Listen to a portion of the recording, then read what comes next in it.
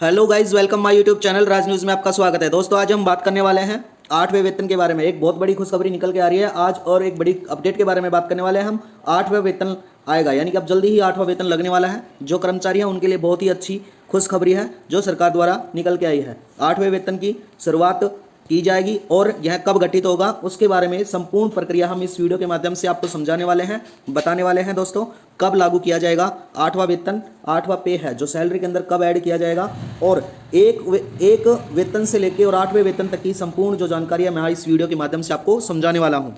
दोस्तों, 8वां वेतन जो कब आएगा वो जानेंगे, और वेतन कब लागू किया जाएगा वो जानेंगे, और ये सब पूरी जानकारी हम इस वीडियो के माध्यम से जानने वाले हैं, समझने वाले हैं। चलो दोस्तों, वीडियो स्टार्ट करते हैं। आप चैनल को सब्सक्राइब कर लेना, वीडियो को लाइक कर लेना। मंजूरी है जो सरकार ने कर्मचारियों को मिलेगी, वेतन को बढ़ाकर इंक्रीज किया जाएगा, उसके बारे में हम संपूर्ण जानकारी आगे जानने वाले हैं। दोस्तों, 8वां वेतन है, यानी कि 8वें पे के बारे में हम जान लेते हैं।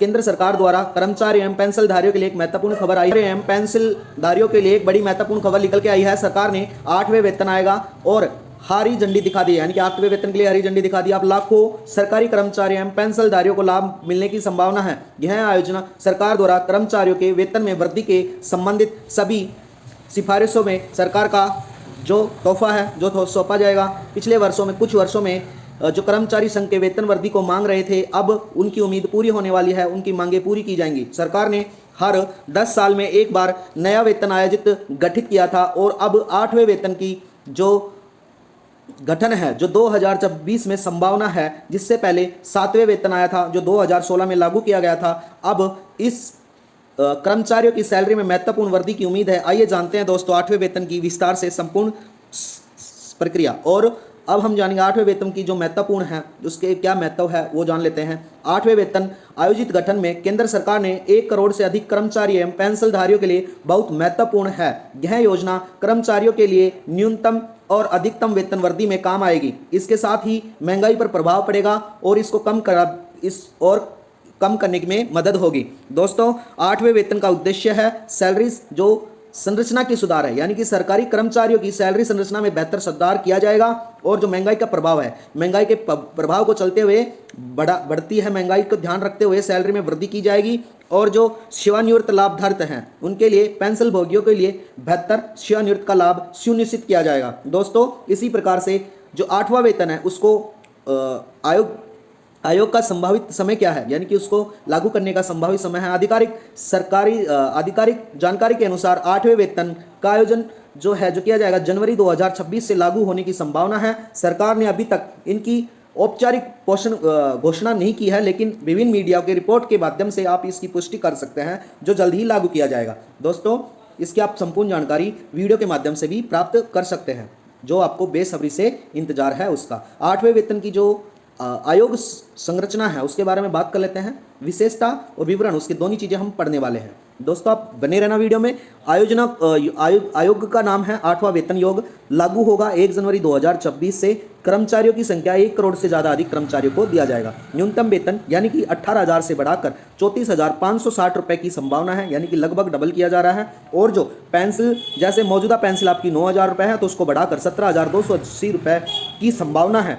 और जो फीडमैट है, जिनके फैक्टर हैं जिसकी संभावना के रूप में 1.92% है, और उम्मीदित वृद्धि यानी कि 15% से 35% तक की वृद्धि होने की उम्मीद बताई जा रही है। दोस्तों, 8वें वेतन में आयोजित अपेक्षाएं हैं जिसका बारे में हम जान लेते हैं। 8वें वेतन की महत्वपूर्ण उम्मीदें जो हैं, न्यूनतम वेतन में वृद्धि, यानी कि वर्तमान समय में आपका वेतन 18,000 है तो 8वें वेतन के बाद उसको बढ़ाकर 34,560 रुपए हो जाएगा, यानी कि आपका वेतन 18,000 है तो वो 34,000 हो जाएगा।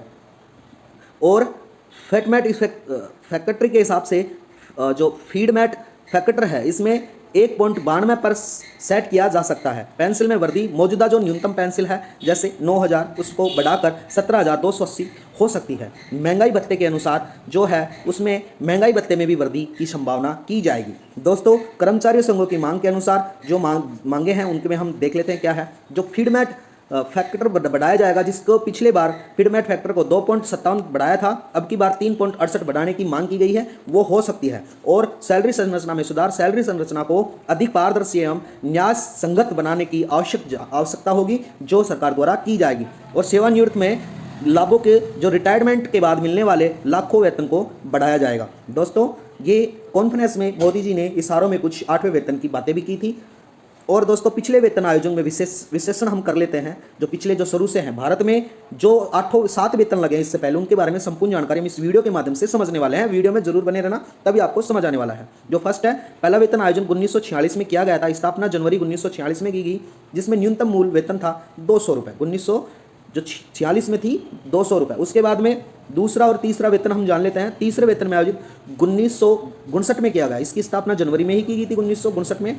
जो न्यूनतम मूल वेतन था जो 350 रुपये था मात्र। उसके बाद में दोस्तों सरकार ने जो तीसरा वेतन में आयोजित 2017 की स्थापना की, जनवरी 1970 में दोस्तों और न्यूनतम मूल वेतन था 750 रुपये। उसके बाद में चौथा जो वेतन लगाया गया था 1986 में लगाया गया, जिसकी स्थापना जनवरी में ही की गई थी 1986 के में, और मूल वेतन 1440 रुपये कर दिया गया था दोस्तों। उसके बाद में जो पांचवा वेतन सरकार द्वारा लगाया गया, जो 1996 में स्थापना जनवरी में की गई थी, और न्यूनतम वेतन था जो 4500 रुपये कर दिया गया था दोस्तों। उसके बाद में जो छठा वेतन था 2006 में लगाया गया था, जिसमें न्यूनतम 7000 रुपये कर दी गई थी, और 2007 में बढ़ाकर तो 7000 कर दी गई थी 6 में। और जो 7वां वेतन है उसमें 2014 के अंदर न्यूनतम मूल वेतन 18000 रुपये कर दिया गया था दोस्तों। इसी प्रकार से 6वें और 7वें के जो आयोजित किया गया था, लागू किया गया था। उसके बाद में 6ठे 7वें वेतन में सरकारी कर्मचारियों के लिए महत्वपूर्ण बदलाव किए थे। 6ठे वेतन में न्यूनतम 7000 से बढ़ाकर 18000 कर दी गई थी, और साथ ही 7वें वेतन को भी आयोजित भत्ता में वृद्धि कर दी गई थी। योजना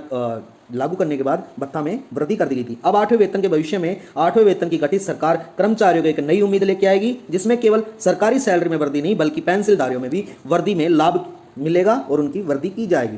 और सरकारी संगठनों को संबंध में जो कर्मचारियों का एक निर्णय होगा उसका स्वागत किया जाएगा और सकारात्मक कदम बढ़ाए जाएंगे। उनका मानना है कि कर्मचारियों को मनोबल बढ़ाएं और कार्य को सुधारा जाए। दोस्तों इसमें सरकार की क्या भूमिका रहेगी? सरकार ने इस प्रक्रिया को जल्दी पूरा किया है ताकि कर्मचारी जल्दी से अपने नए लाभ को प्राप्त कर सके। इसके अलावा बजट 2025 में विशेष चर्चा में आवश्यकता होगी, और इसके बारे में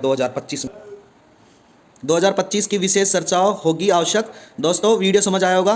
वीडियो में बनने के लिए धन्यवाद। आपका दिन शुभ हो।